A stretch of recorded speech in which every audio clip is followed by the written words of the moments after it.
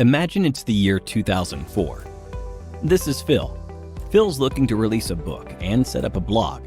He's sure that it'd be successful, but he's only worried about one thing.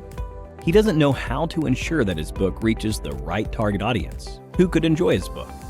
During that period of time, however, there were only a few forms of advertisement available, like print ads, billboards, radio, direct mail, direct sales, and the television. All of these options were pretty expensive. Their effectiveness couldn't be accurately determined, and they didn't let him advertise his content to the appropriate audience. Phil's book would never find the audience it deserved. Now, let's have a look at the same scenario in the present day. Alongside traditional forms of advertising, Phil would have access to digital marketing, a form of marketing that's a lot more lucrative, inexpensive, and configurable. Marketing that would enable marketers to advertise their audience digitally using channels like search engines, websites, social media platforms, emails, etc. Among these types, social media marketing caught Phil's eye. Social media marketing would give Phil the opportunity to take advantage of social media platforms to advertise his content to a highly targeted audience. It would help more people learn about his book, increase the interaction with his audience. It's relatively inexpensive, unless he goes into advertising, and will help him get marketplace insights that might help in understanding his audience preferences better. Phil started by taking up a certification to learn about social media marketing. Since he was already familiar with the concept of social media marketing, his next step was to learn about the different types of content he could post on social media. Some of the most common forms of content that Phil could post would be images, text posts, polls, and videos. But over time, Phil began to notice that not a lot of people were being exposed to his content. Phil needed to advertise his content.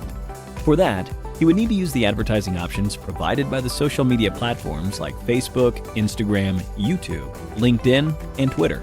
Most advertising platforms offer users with a number of different options like image ads.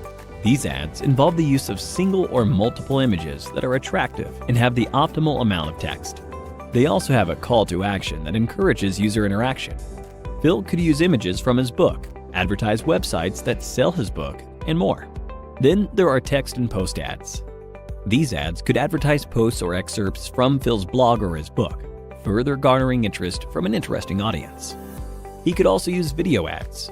Phil could use video ads that feature favorable reviews and customer testimonials to advertise his books. Phil could also use lead ads, through which he could collect information from users who are interested in a weekly newsletter or regular updates from his blog. But that wasn't the only thing Phil could do with social media platforms. He could create a brand for himself and drive audience interest to it. Engage with them, create an identity, engage with content, finding content that works for him. Social media platforms also allowed him the opportunity to target audiences based on demographics like their age, location, gender, and much more. And in time, Phil began to see an increase in the number of viewers coming to his social media page and, by extension, his blog. He also saw an increase in the number of people who bought his book, greatly increasing his audience. Here are some things he learned. 1. To set goals that were quantitative, smart, and follow a constant deadline. 2. To understand his audience by engaging and connecting with them. 3. To set up a social media calendar to plan competitions, polls, surveys, videos, and more. 4. Using tools like BuzzSumo, Pvt.Ltd, Buffer, and more for lead generation, creating email lists, setting buyer personas, and more. 5. To perform visual storytelling with the help of images and videos. But how did Phil get so good at social media marketing? Before we find the answer to that question, let's have a look at a quiz. What can you do with social media marketing? A. Create a brand for yourself. B. Engage with an audience. C. Target users based on demographics. D.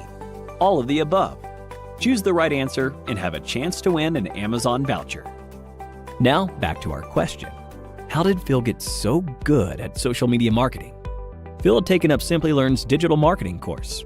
It was thanks to this course that Phil had the skills and training to get good at social media marketing. And now, you can too, by clicking on the top right corner.